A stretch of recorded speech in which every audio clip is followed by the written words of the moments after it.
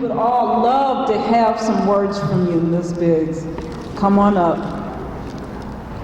The lady of the hour, our own phenomenal Miss Ione Biggs.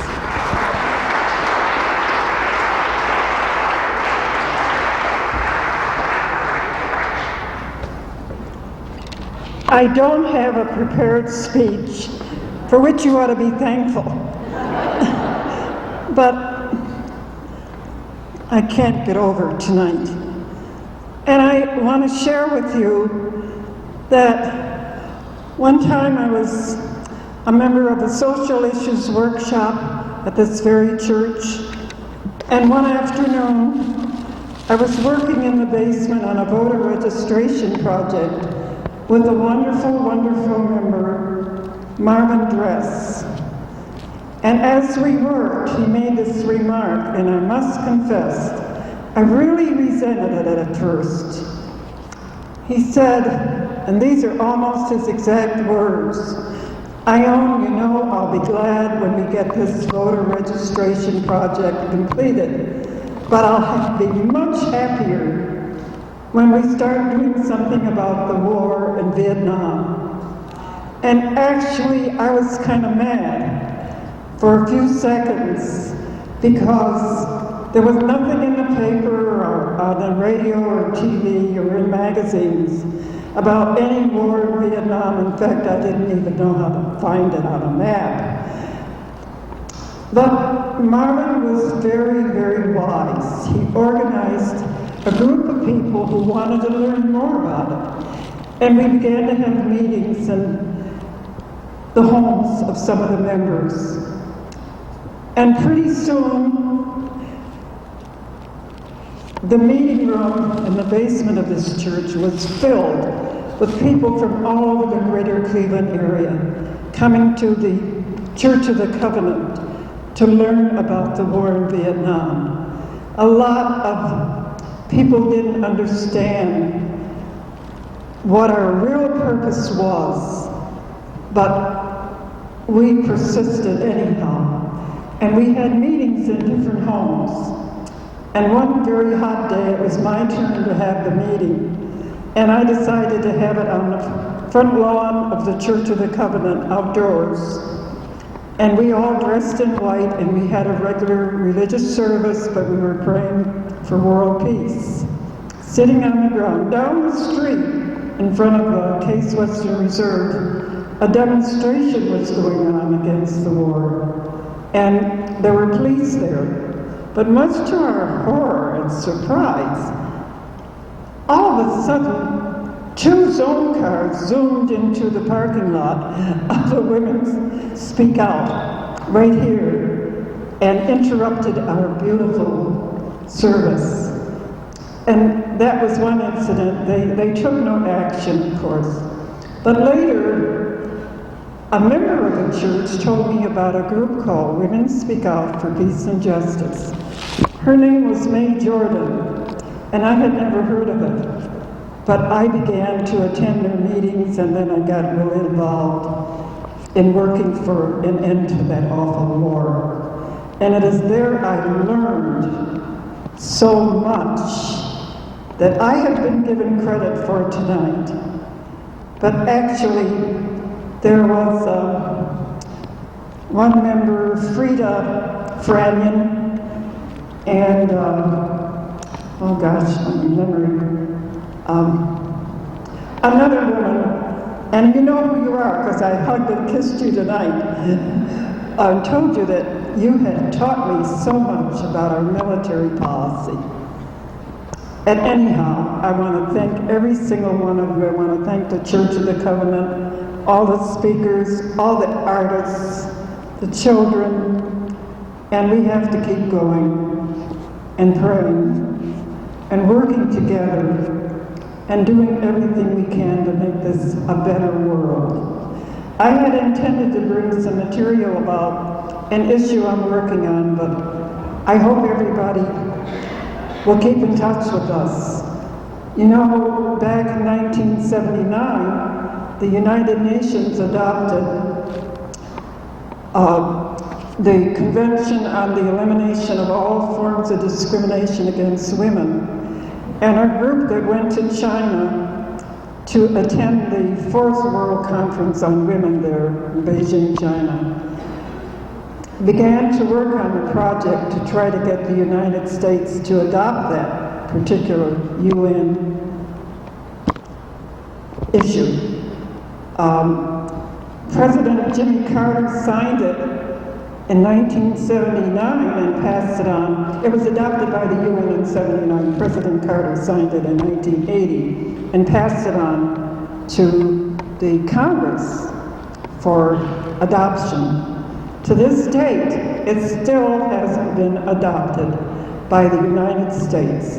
We're the only industrialized nation and the only nation on this continent which has not ratified that UN conference on the elimination of all forms of discrimination against women. And that needs a lot of support. You'll be hearing more about it later. But anyhow, thank you, thank you, thank you. Thank the committee that arranged this wonderful meeting. And thank you for being here tonight. I love every one of you. Thank you.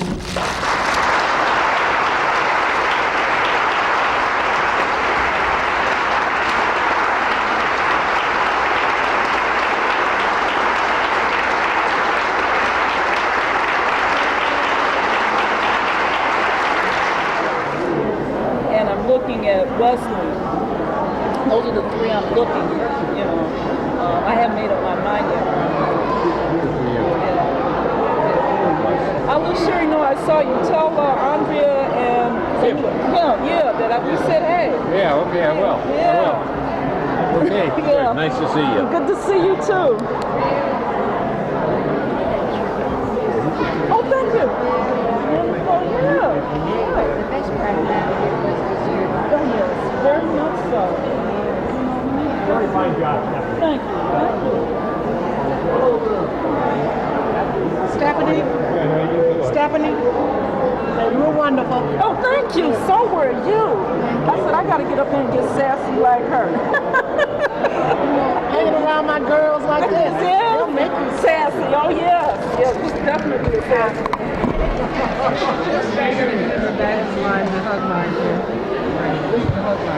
This is the hug line. No, I hugged her already. I'm going to give her Larry George, they're coming. No words. And what did they say? They said that a national vote is something that would prevent them. Hey,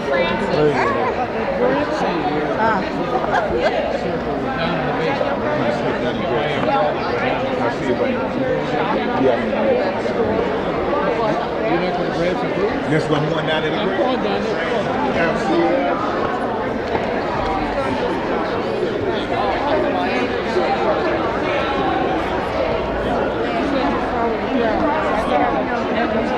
honoring Louise Lawler, Vera Hall, and Vicki Knight. And I didn't know this was going to happen. Hold on. I can't. Thank you. Amazing. Everybody here is inspired. Oh, darling. Thank you so much for coming. This is my mother. Remember me? Oh, yes. Yes. My father. Thank you. I've been fighting the tears all evening and shaking. This is my dad. Thank you so much for coming. It's so nice of you. Person. Thank you. A pain in the neck to politicians. As it should be. Thank you. Look wonderful. Thank I'm you. the Jewish graduate. I'll never get over this God as bless long you. as I live. Thank you. And I learned from everybody here. I learned so much. It's just beautiful. You must be hungry. You should. Somebody There's should eat. food. Hi. Hi. Joy here. I don't know if you recognize me with no hair. Well, no, I didn't know that there. Yeah. Yeah. How are David you? says hi. Oh, good. And he was so excited to hear about this thing tonight, and he wants to tell you that he just loves you, and so Well, I've my loved dad, him yeah, he said since my he dad is was proud of you. 15 years old. I know that. You're beautiful. I know that. Oh, beautiful. Thank you. Well, Thank you again, so I much. Oh, yeah. I Thank came you here for to find coming. out how famous you are. Oh, listen, I'll never get over this as long as I live, because it was a secret, and I had no idea. I was planning to. Listen, and I have to send an excuse that you will appreciate from Cassie. She couldn't be here because she's at a Young Dems event in 7th grade. She's at her school, Young Dems. When I get back on my feet, you know I've been in the hospital 3 times. Yes. And I thought I was having a panic attack, but it's congestive heart failure. Where you from? I gotta go to the west side of the area. And and Daniel Thompson, he is well. Yes. All right, brother, take care. Hi. Hi, how are you? Thank you so much for coming. She's in Madison, yeah. One more group. So many groups you were mentioned by tonight. Well, you know, people have been nice to me, and there have been issues that were very serious that I couldn't ignore. Yes. And, How was it?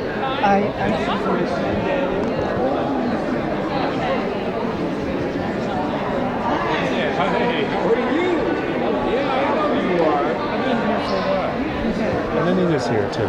Yeah, oh, she's here too? Yeah. Well, I never thought anything like this would ever happen. Okay. I'm speechless. Yeah. And then I get up and forget a name of someone I know very well. Okay. You're forgiven for that. She All knew right. who you meant. Yeah, and a lot of other people. Yes. Good afternoon, everybody. It's very important that this event take place in connection with the ball game. It's a shame that it was ever named and logos were used which belittle the Native American people, and they are the first victims of Americanism. This was their land. This was their home. This was where they practiced their religion. And they did wonderful things for their own people. And then here come the invaders, kill them, take their land. And not only that, but throughout all these hundreds and hundreds of years, they have done nothing to try to rectify the crimes that were committed against them. Their children were killed, their scalps were collected for trophies, and they lied about Thanksgiving to just have a beautiful story to tell future generations. It didn't go that way. You see what our country is doing today, and that is not even close to what they did to the Native Americans. They won't consider them, and I consider it a crime, especially since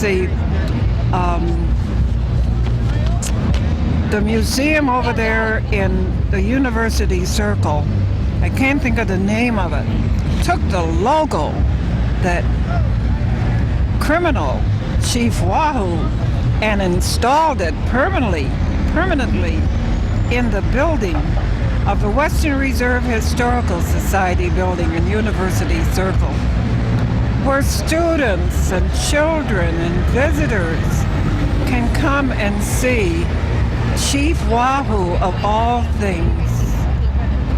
No, it broke my heart. I'm 87 years old. I've been under doctor's care for the last several months, but I have to be here with what I have left to stand up and sit down and speak out against what the Cleveland baseball team continues to use, and any black person who wears that logo on a jacket or a sweatshirt or a hat is supporting the most racist act you can imagine. It breaks my heart. How can black people do that? I guess it's easy to forget. But my heart is here, my body is here, and to all the young Native Americans and older Native Americans, I love you all. My heart breaks for you, and as long as I have a drop of blood in my body, I will be here and encourage other people to come and support this cause, because the United States doesn't have a conscience. It has to be reminded, and reminded every day, and begin to think about it. Study American history and just think of what this country did to a wonderful race of people, and we signed treaties and we've broken every single one of them with the Native Americans. Thank you for listening.